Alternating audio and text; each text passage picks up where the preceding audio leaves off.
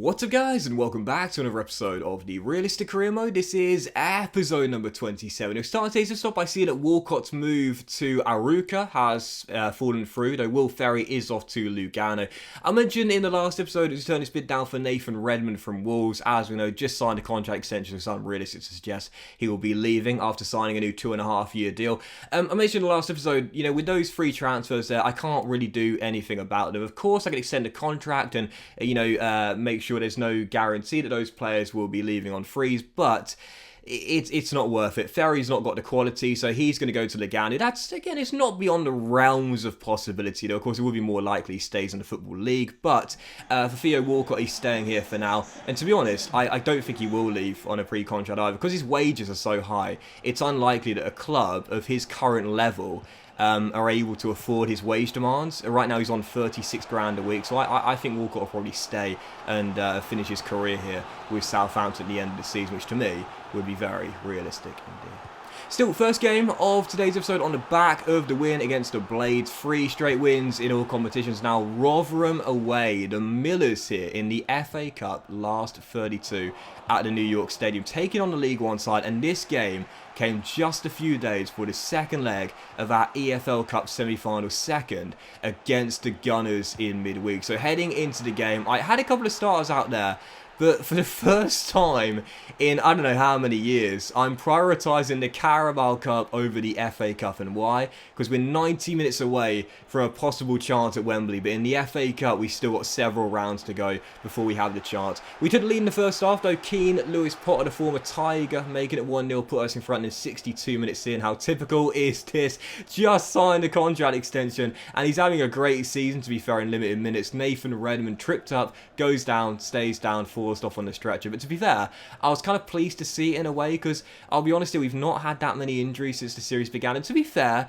we're not playing European football, so there's less games for us to play, less travel, less fixture congestion, but we haven't had too many injuries. And I do have the injury frequency and severity sliders up. I think I've bumped them up to 80 and 55 now for frequency and severity, but we still don't see too many injuries, so I guess in a weird way, I was kind of pleased to see it for the realism. Anyway, still up by a goal here in League One's Rotherham New York Stadium, looking for a second and a dagger. 22 minutes on the clock after a really nice little build up here. Lewis Potter rolls for a rebo, and it's a brilliant little team goal. The former Rangers and Shelter midfielder scores what would surely be the dagger. And I've got to be honest here, I love players like this, squad players who don't get much game time, rarely complain, but whenever they're on the pitch, they normally perform and get you a goal or assist. Aribo is that guy. He barely played last season, he's barely played this season, but whenever he does play, he normally does really well. He scored our second goal, but to be fair, I surrendered possession with him in the build-up for Rotherham's goal to get back in the game with 5 minutes to go. Yep, was dilly-dallying on the ball, lost it under the high press, and Rathbone heads in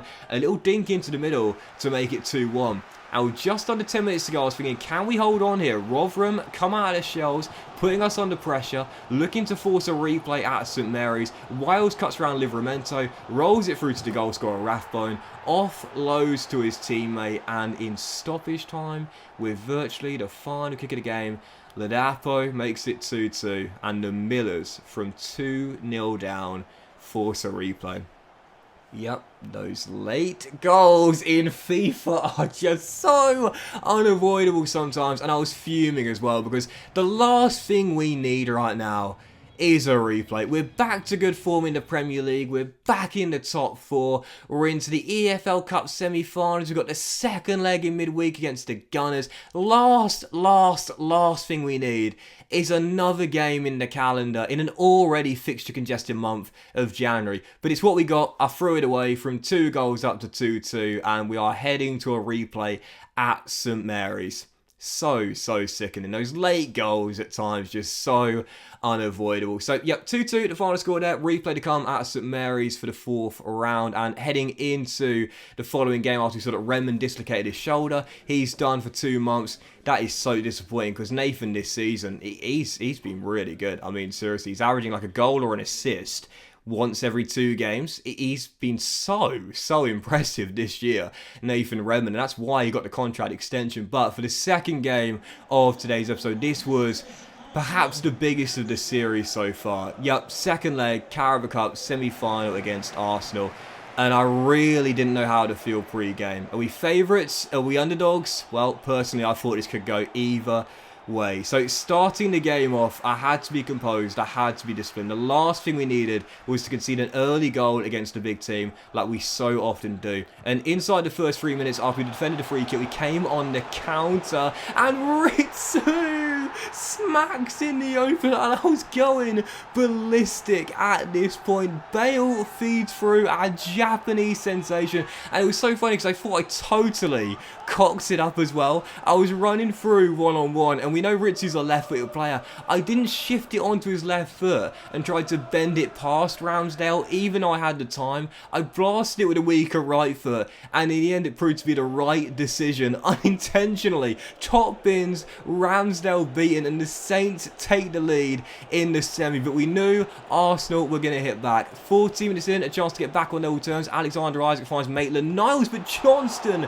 makes a brilliant save at the near post. He's lost his place in the first 11 in the Premier League to Raya, but he makes an amazing save there, started all of our EFL Cup games, and what a stop that was to keep it at 1-0. So it's still leading by a goal, 90 minutes in, such a fast start to the game, and it could have been 2-1 at this point. Good stop by Ramsdale, keeps it 1-0, and we still have that slender 1 goal lead. In the first half an hour, it was as action-packed as you get, and I knew there were going to be more goals in this game, and it wouldn't finish 1-0. 27 minutes in, as Ritsu finds Che, I couldn't believe we still only led by 1. Another fine save by Ramsdale, who, can we give some credit to, by the way? He's been an amazing sign-off for Arsenal this year. So many doubters over his price tag at the start of the season. He's justified it and then some. But we still led by 1 until we didn't. 32 minutes in.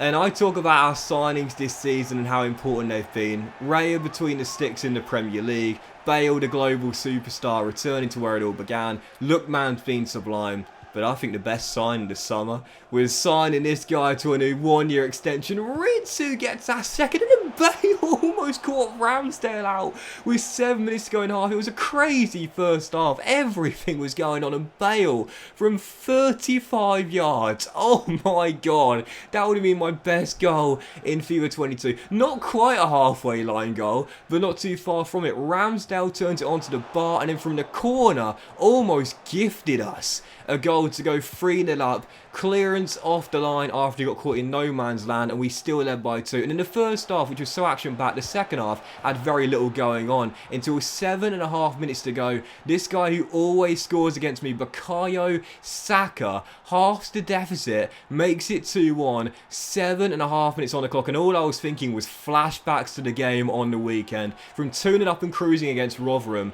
to slipping up and drawing 2-2. And in stoppage time, with the final chance of the game, Saka finds Lacazette. And his ball is cut out by Walker Peters, who hoofs it, and there it is. Oh, relief. I thought it was going to happen again. Deja vu, lightning strike twice, but instead we weather the storm and hold on for the victory. Ritsu's brace ensures we are heading to Wembley. Final score in the second leg of the semi, Southampton 2, Arsenal 1. I would have been fuming had I not won this game after all the chances in the first as well. But there it is. Southampton are heading to the EFL Cup final for the second time in the past 6 years, I think it is. Obviously, they got there several years ago during the Mourinho era at Old Trafford, losing to Zlatan Ibrahimovic and his Manchester United side back in that final. I think Ibra scored during that final as well. But we find out our opponents in the Carabao Cup final, and it's going to be... Yep, wasn't really in doubt. Was it Manchester City who beat Crystal Palace at Selhurst Park 3-0 in the second leg to make it through comfortably in the end after 1-1 during the first leg? And there it is, a Southampton versus Manchester City final in the EFL Cup coming at the end of February. And we are major underdogs for that. But I am buoyed by the fact that we've had draws against Manchester City before. We obviously lost to them in the FA Cup quarter-final last season at the Etihad, but we did put up a good fight, to be fair, against Guardiola's side, only losing by 2 goals in the end, but scored 2 at the Etihad as well.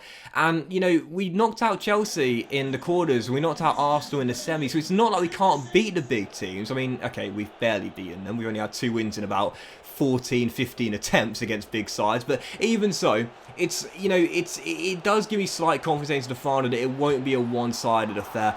We will be major underdogs, no doubt about it, but it's our first ever cup final, our first trip to Wembley, and I'm buzzing. Really looking forward to it, but I don't think we could face a tougher opponent, really. Manchester City, as we know.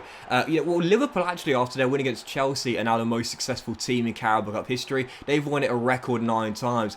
But I think if you look at the numbers, Manchester City have won it like 5 of the past 8 seasons or something ridiculous like that. As you know, the past decade, it's been their competition. They've been so good. Guardiola's now won it several times. But even so, I think that's going to be such a tough game there, and I really don't think we're favourites at all. No doubt about it. I know you're not out Chelsea. I know you're not out Arsenal over 2 legs, but I'll be honest here, we're major underdogs for that final. I'll give it my best shot. I'll do everything I can, but I know for a fact, just getting to a final is an achievement on its own. I won't be too disappointed if we, more likely than not, come up short against one of the best sides in Europe. Still for the third and final game of today's episode, back to matters in the Premier League. Burnley, Sean Dyche's Clarity at St Mary's. They took the lead after starting strong in the first half. And we would get back on level terms through Che Adams ending his mini goal drought to make it 1-1. We would see Diao go down early in the second half, so still tied at 1-1. And there were chances in this second half for both teams to win it as well. Adams looking for his second goal of the game, heading wide from that cross. We were still tied at 1-1. 65 minutes in as Cornet turns Stevens inside out down the left-hand side here. He's been a great signing for Claret, hasn't he? Rolls it through to the middle, and Burnley get back in front. And in a game which I thought would probably be a bit of a banker here at home to Sean Dyche's side, we'd fallen behind twice. Southampton 1, Burnley 2, and this would be a massive slip-up, because as we know, in the Premier League, we're still yet to record a scalp. Yes, we've beaten Arsenal. Yes, we've beaten Chelsea. They've both been in the Carabao Cup. We haven't won against a big boy in the Premier League so far since the series began. So I talked about it. If we're going to get the top 4, we can't afford slip-ups against the teams below us. So this game here needed to be a win. And in the end, as you'll see, it turned out to be a draw. Final score 2-2. Lookman bailing me out towards the end. I've got to be honest here. I thought the referee bailed me out as well. I thought it should have been a foul. Thankfully, ref swallowed his whistle. We'll take the draw in the end, 2-2. Got to be honest though, didn't deserve to win this game. Burnley played really well. I think the draw was the right result. 2-2 the final score. A reasonably disappointing slip up there. And after just 1 win in our last 3 games in all competitions, yes, we're into the EFL Cup final, which is brilliant, but we've got an FA Cup replay to come against a League One side, Rotherham. We've just about kept our lead in the top 4, but only by a point. 14 games to go. It's safe to say we're feeling the pressure of competing in all 3 competitions. Can we stay in the top 4? Can we shock the world and win the EFL Cup? And can we avoid a giant killing against Rotherham in the FA Cup 4th round replay? I guess we'll have to wait and see. But that will end today's episode of the Realistic Career Mode, guys. Big thank you for watching. Enjoyed it. If you enjoyed, like. Much of you all have a fantastic day, and I'll see you for the next episode of the Realistic Career Mode featuring a transfer deadline day signing very soon.